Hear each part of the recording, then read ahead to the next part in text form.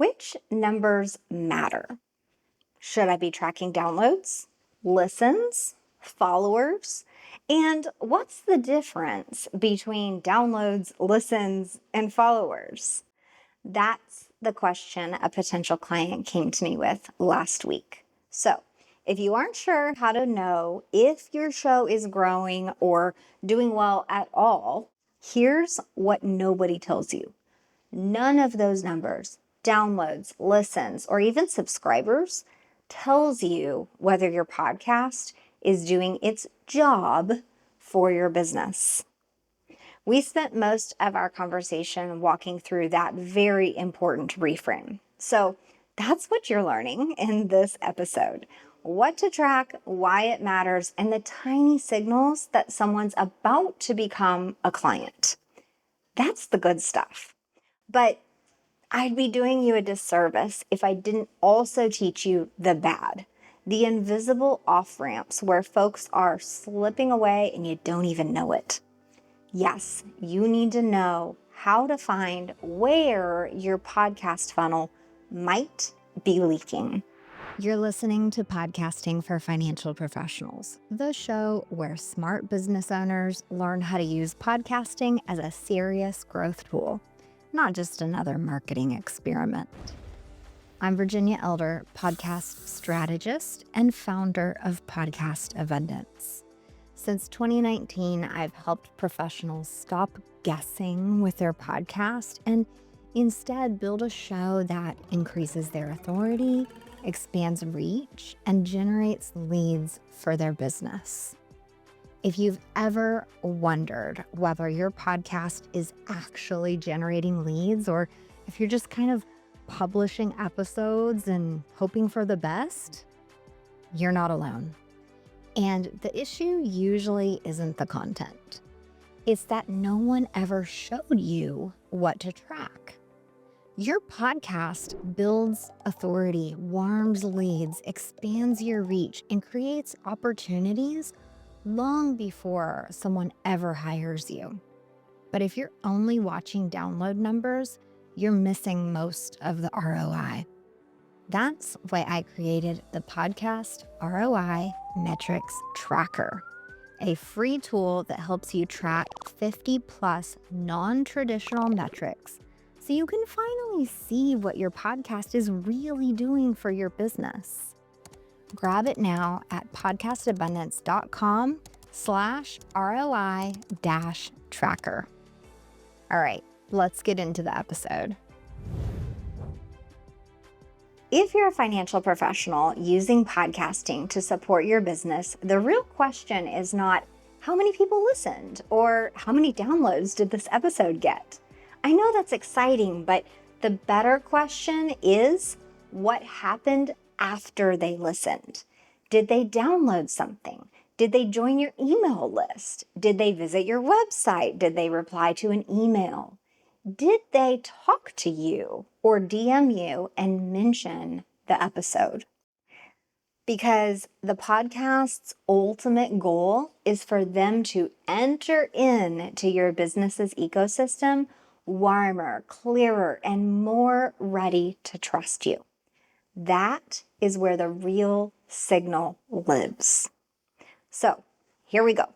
5 tiny listener signals that can help predict your next client and how to find where your podcast funnel might be leaking. You do not need to become a data scientist to understand whether your podcast is working. You just need to stop measuring podcasting the way the entertainment industry does. Hello, we aren't celebrities and we aren't trying to become the next, big YouTuber or something. What we need to do is start measuring it like a relationship building system built for business. Let's start with the podcast funnel.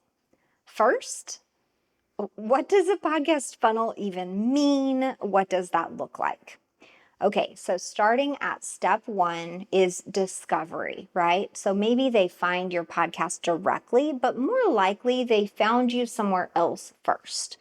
They met you at a conference. They heard you on another show if you're doing guesting. They see a clip on LinkedIn.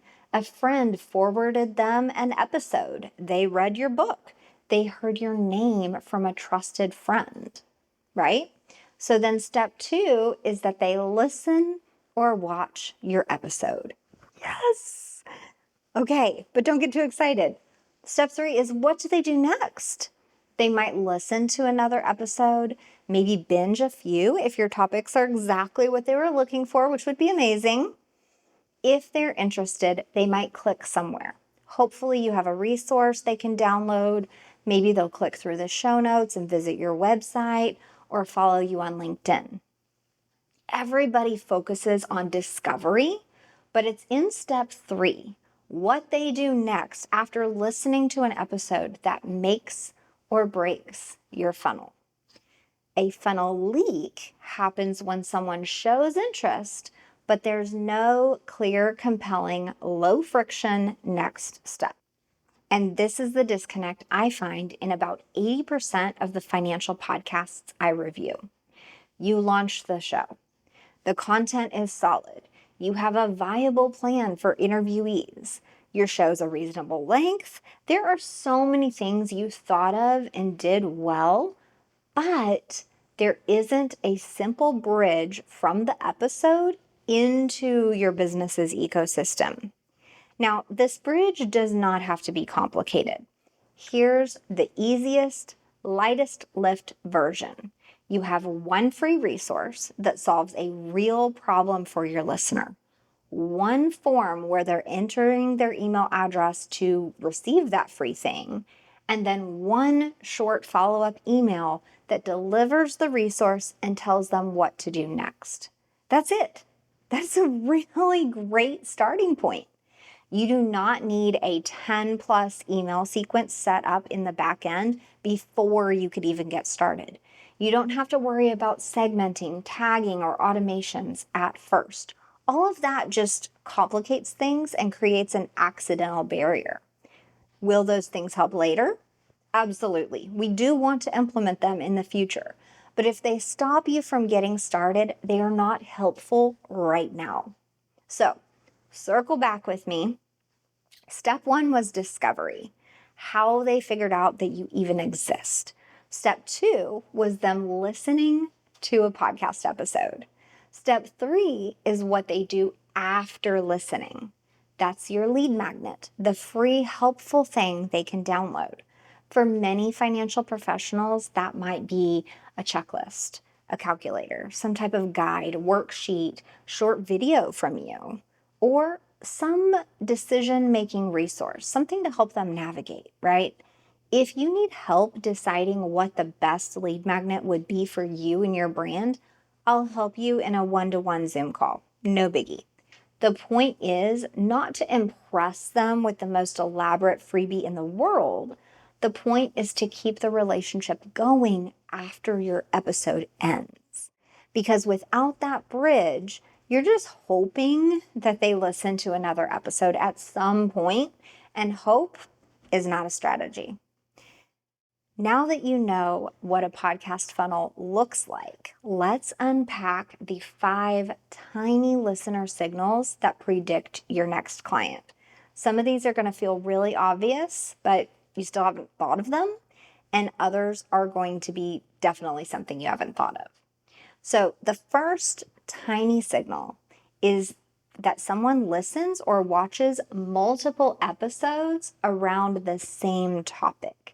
This matters way more than one big download spike.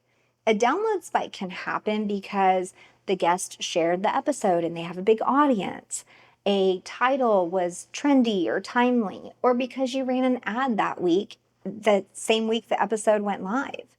Those higher download numbers are nice, but your download numbers do not indicate that that listener is moving toward working with you. Binge behavior is very different. If someone listens to 3 episodes about retirement readiness, Roth conversions, and tax planning before retirement, that signals that they're moving through a real decision process in their life. If someone watches several videos on divorce financial planning, asset division, and rebuilding after divorce, that tells you they're not just casually browsing. They are trying to understand a problem that might be personal and immediate and intimate. For another example, if a business owner listens to multiple episodes about cash flow, hiring, and preparing to sell, they might be trying to diagnose what is happening inside their business. This topic cluster listening behavior signals intent. And to track this, you would need to know which of your episodes cover related themes. So what this looks like practically is that wherever you keep track of your episodes, you have a tag or topic column. So you have more context than just the title, the episode number, the guest name, the air date, all those things that you track. You would have a topic tag as well. Then every month or every 60 days, you check the download numbers per episode in another column. And notice which topics create clusters of listening or repeated engagement. If your 3 episodes about divorce-related scenarios all show download increases at the same rate, while other episodes' download numbers seem kind of random, that's a signal. Look for themes and notice when older episodes keep resurfacing. That's why we're looking at the all-time download numbers. And especially pay attention when someone says, I listened to a few of your episodes about such and such, because that phrase tells you more than a download chart and tracking numbers ever will. Then make binging easier for your listeners. I did an entire episode about this. So this is where you would want to link those divorce topics together for them, link those retirement topics together for them. There's actually a really formulaic way to make your episodes bingeable. So learn how in episode 97, it's called the exact framework to create a bingeable podcast. To take it further, on YouTube, organize playlists by client problem or life stage. Then on your website, group episodes by topic instead of leaving them as one long chronological feed by post date. Shift out of just publishing episodes. You are creating pathways through intentional topics using the bingeable framework and then grouping them on the platforms where they're consumed. Remember, signal 1 is that they binge multiple episodes about related topics. The second tiny signal is when someone clicks from your episode, show notes, email, or social post, but does not take the next step. Now, that is not a failure. It is information. If people are clicking your website link, your LinkedIn profile, your lead magnet, or your calendar page, that interest exists. The leak might be happening on the page where they land. Maybe that page is unclear, or it just didn't load fast enough and they were busy and impatient. Maybe what's on that page, the language might be a little bit weak. Maybe the next step feels too big. Maybe they're being asked to book a call before they trust you enough. Maybe the free resource doesn't match the episode that they just heard. This is where you've got to be real honest with yourself. A listener who just heard a helpful episode may not be ready to book a consultation. That doesn't mean they're not interested. It means they need a lower friction, less scary step. This is where that free download matters. If you're sending everyone straight from a podcast episode to book a call with me, you might be skipping that nurture stage entirely. For some longtime listeners, that's fine. They're ready. They've been listening to your show for months. But most people need a softer, nearly risk-free step first. Now, a simple free resource lets them raise their hand without committing to a scary conversation. And again, this does not need to be complicated. If building out a full email subscriber platform feels overwhelming, It kind of is. So all you need is one landing page. Connect one form to it so people can opt in, deliver that one free resource, send one confirmation email automatically with a short message that says, here's what to do next. Maybe that is listen to this episode or, read my emails. That alone gives you a measurable action. Now, instead of wondering whether the episode worked and focusing on download numbers, you can see whether someone moved from podcast listener to email subscriber. If the links in your show notes are trackable, giving you the number of clicks, and you can compare that to the number of new email subscribers that month, that's a real signal. That's really useful data right there. The third signal is private engagement. This one is so sneaky, but it's absolutely huge for you. Financial topics are personal. We know this. They are not likely at all to comment on a social media post about divorce, debt, inheritance, retirement anxiety, cash flow struggles, tax problems, or financial shame, because it's revealing about them. There's risk involved with commenting. That doesn't mean that the content didn't land.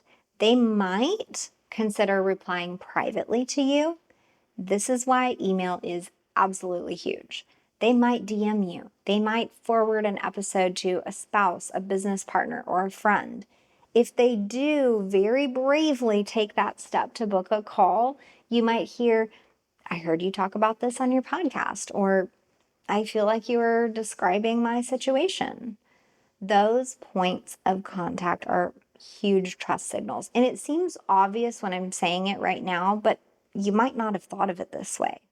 The problem is that most professionals don't track these signals. You notice them, you feel good for 10 seconds, and then you move on. Okay, don't do that. What we need to do is make a note in your episode tracker spreadsheet. Document it in their profile, in your CRM, or in your project management system. This is an excellent use case for my free download, the Podcast ROI Tracker. This private engagement is ROI. On top of just tracking this third signal, track the language people use when they engage privately with you. If someone says, I listened to your episode about selling a business and it made me realize we need help, write that down. That should be next to that episode about selling a business. If someone says, my friend sent me your episode on college planning, write that down. If someone says, I've been listening for 6 months, well, definitely write that down. This is the invisible ROI of podcasting becoming visible and nearly tangible in your business. Because when that person is saying these things to you, they're much more likely to become a client. Private engagement is often more meaningful than public engagement, likes and comments and stuff on social media, especially in high trust professional services like yours. Public likes and comments are nice, but when trust is established, the real business begins. Okay, quick pulse check. Signal 1 was binge behavior, signal 2 was click through, and signal 3 is private engagement. We're moving on. You ready? This fourth signal might sound a little bit frustrating at first. It's that people keep asking you a question that you've already answered on your show. Your first reaction might be like, I already did an episode about that. And, you almost get tired of telling people, go listen to this episode. But instead of getting annoyed, observe and absorb this clue. If prospects, clients, or referral partners keep asking the same question, it may mean one of three things. First, they may not know that your episode exists. So continue to tell them about it. Refer nicely, right? Second, The title of that episode may not make it obvious that that episode answers their question. Maybe there's some adjustment or some SEO work needed. Third, the topic might be bulky and it needs to be broken up. This is where your content strategy can get a little more complicated. One episode may not be enough to really stamp out that frequently asked question. You might need a beginner version, a more advanced version, and then a decision stage version, all about that topic. These 3 strategic categories were explained in detail in episode 97 about engineering a bingeable show. So again, I really encourage you to listen to that episode. Here's a simple example. If you work with retirees, one episode about Roth conversions may not be enough. You might need one episode explaining what a Roth conversion is and who it's really great for, one about mistakes to avoid and maybe some issues that you've seen, and then one about how it fits into tax planning before retirement. And then maybe even another one walking through the questions someone should ask before deciding whether to pursue a Roth conversion. So you see how we strategically made like 4 episodes there about one topic that you might get a lot of questions about? So for example, if you work with business owners, one episode about cash flow might not be enough. You may need episodes about cash flow warning signals, profit versus cash, when to hire, when to cut expenses, and how to think about marketing investments. Repeated questions are not a sign that your audience is not listening. They're not a sign that, potential clients don't care about your podcast. They are often a sign that the topic matters enough to become a content cluster. And content clusters are what make your podcast bingeable, searchable, and useful inside your sales process. Plus, if you create those clusters, then we go back to signal 1, and now you're starting to see how everything connects. The 5th signal is one of the strongest and most obvious, but it might take you the longest to get there. Signal 5 is when your discovery call shifts from pricing and how we work and are you the right fit for me, and becomes a deeper conversation where it feels like they already know you. The most obvious tell here is that somewhere in the conversation, this new prospect that you don't know from Adam mentions your show and starts telling you things about you.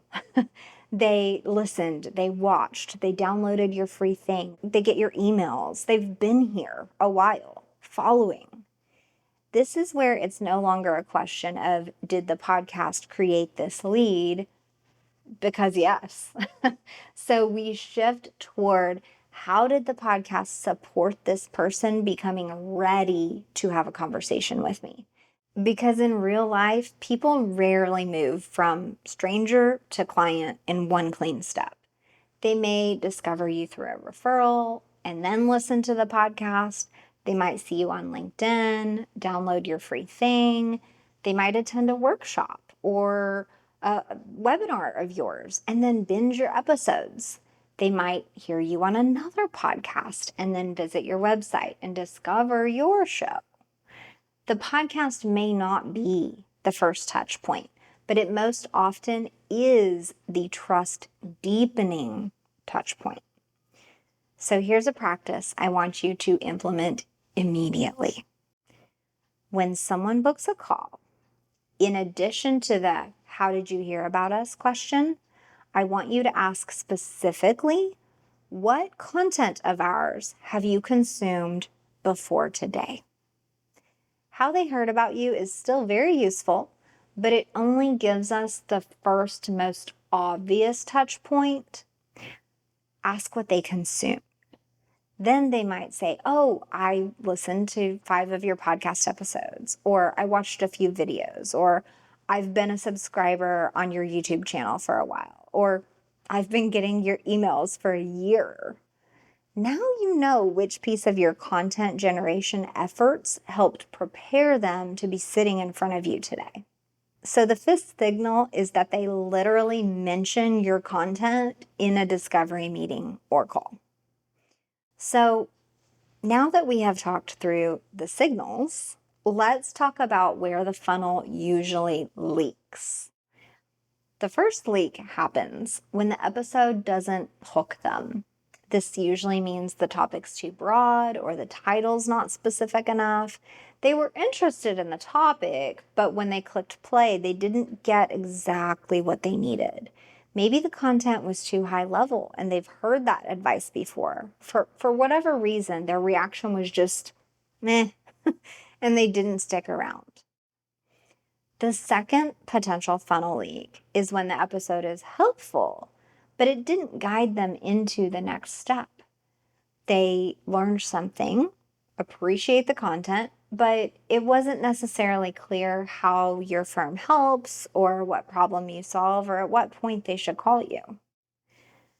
The third leak is when the call to action is unclear, buried, or too aggressive. If the next step is hard to understand or too complicated, trust me, they will not do it. Like if your lead magnet is hard to find, for example, they'll look for it for about 5 seconds and then abandon ship.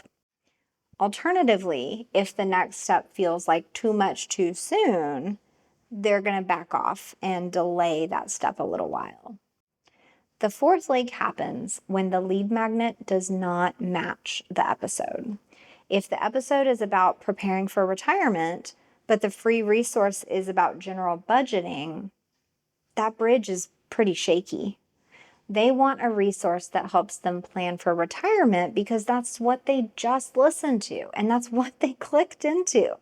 So when they're served a budgeting resource, that disconnect is a complete turnoff. They might even start to wonder where there are other disconnects like that within your service. So not a good look overall. The fifth most common leak happens right after they sign up to get your free resource. If your listener downloads the resource and then they never hear from you again, you've captured the email but abandoned the relationship. This is why the podcast episode, lead magnet, and email follow-up should feel like one continuous conversation. The episode creates trust, the lead magnet gives them a useful next step, and then the email continues the relationship. That's the system. And again, start simple. One episode points to one relevant resource. One resource leads to one short email. One email points them to the next helpful piece of content or the next appropriate action, whatever that is. You can add more emails into like a welcome sequence, and you can make everything more complicated later. But right now, just make those first simple steps work.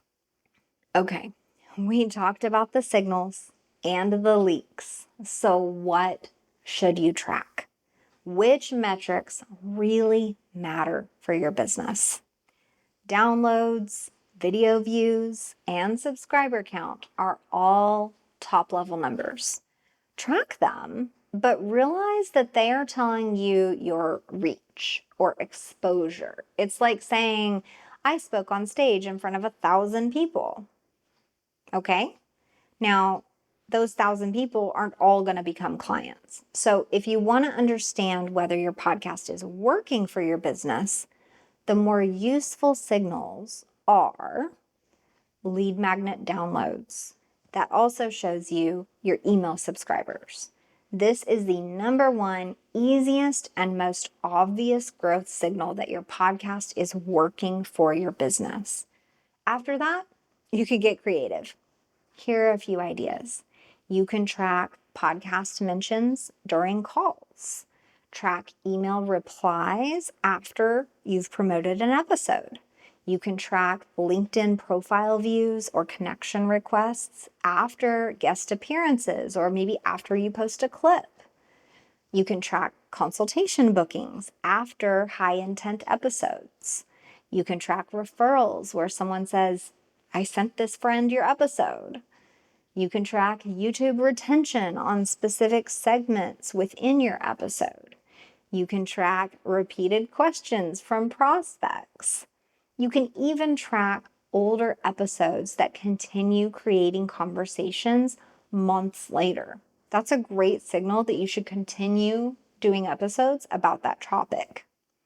Now, your tracking doesn't have to be perfect, but you do need a system and a dashboard where you can see changes over time.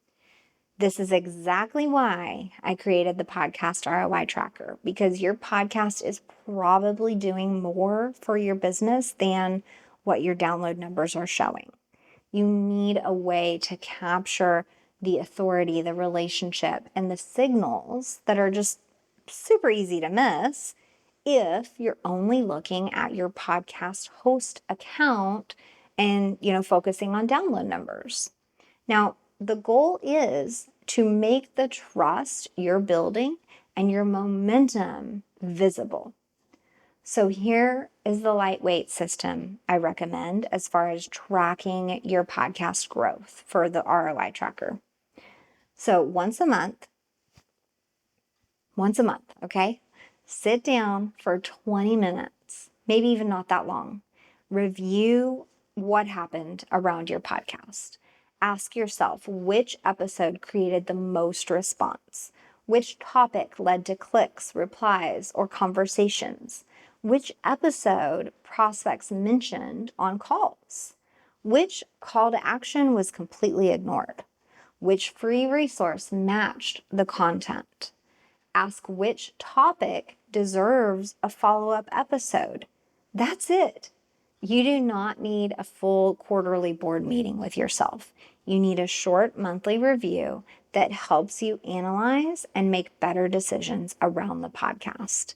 This review will tell you what to repeat, where to refine, what to stop doing, and what to turn into a deeper series. It will also help you stop making emotional decisions. Instead of saying, I'm not getting enough traction, I don't think the podcast is working, you can say, this episode had fewer downloads, but it led to 3 email replies and 1 consultation. That's a very different conclusion, and you walk away feeling very differently about your show. So your next client is probably not going to show up after a big spike in your download numbers. That is the overall summary of what you're going to take away today. Instead, keep your eyes peeled for the listener who clicks 3 links, downloads a guide, listens to 5 topic cluster episodes, and waits 6 months before booking a call, because that's what they do. This is why tracking and metrics matter. The metrics don't care what your ego wants, which is those big download numbers. And I'd never advise you to obsess over every number, because that would make podcasting feel more complicated than it needs to be. Measurement matters because it helps you understand where the trust is forming and where your listener journey needs a little extra. Now, if your podcast is not creating business results yet, it may not mean that you're too boring, you're not hitting the right topics, or not marketing the show well enough. It may mean the bridge from your episode into your business is missing or too complicated. It may mean the right people are listening, but you haven't made it easy enough to enter into your business's ecosystem. So start there. Create that one clear next step. Track the small signals, review them monthly, and let the data guide your content instead of letting your anxiety affect your next episode. You'll start to see the trends and notice the leaks. And this is how you begin turning listener attention into measurable relationship movement. Thanks for listening to this episode of Podcasting for Financial Professionals. Before you go, make sure you're actually measuring what your podcast is producing. Not by vibes, not by download spikes, but by the actual outcomes it's creating. Authority, visibility, and leads for your business. Your podcast is doing more than you think. You just need a way to see it. That's why I created the Podcast ROI Metrics Tracker, a free tool that helps you track the real return your podcasting for business is creating. From authority and visibility to leads and opportunities across many categories. Download it right now at podcastabundance.com/ROI-tracker.